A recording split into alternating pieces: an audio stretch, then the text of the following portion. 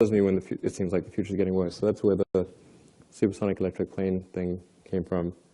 And then the Hyperloop was, well, what's the best way to do mass transit between two cities, like LA and San Francisco? Short of teleportation, what would you do?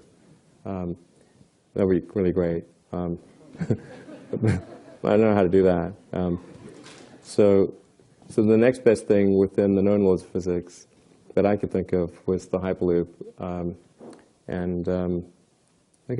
pretty sure it would work. And other people have have done sort of simulations and they've said it will work. So.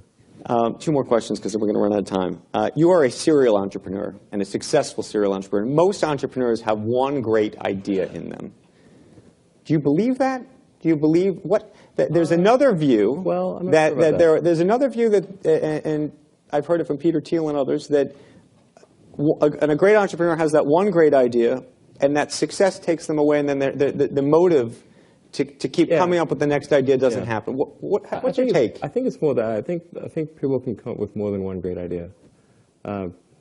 So I think it's more like, creating a company is a very difficult thing. A friend of mine's saying that creating a company it's like eating glass and staring into the abyss. It's just you have to do lots of things you don't like, and there are lots of seemingly intractable problems that come along, and so you have to put in incredible amounts of effort and huge amount of stress, and it's much more painful than it would maybe let people realize. And most companies die, and on a certain level in your brain, your brain. We didn't evolve like with companies, right? So we evolved to respond to real death, and even though a company's death is not real, it's not like somebody's physically dying. Your brain doesn't quite understand that, at the limbic system level. So it's really sort of painfully stressful, and I don't people probably don't want to go through that more than once. Okay, final question for you. I have compared you, as others have, to Steve Jobs.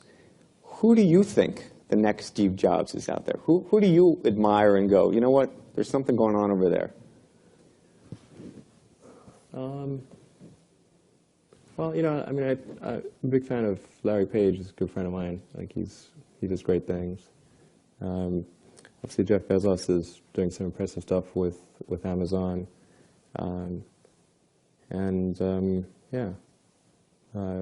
There's companies like Dropbox, and there's a bunch of Uber. There's cool things that are happening.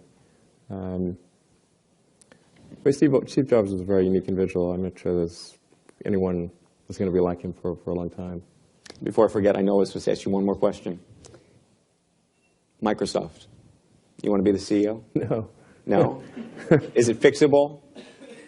If the right person was there, I'm sure it could probably be turned around with the right person there. There's a lot of talented people still at Microsoft, so the right person could probably steer the ship in a good direction. Okay. Elon Musk, everybody. Unbelievable. Thank you for this conversation.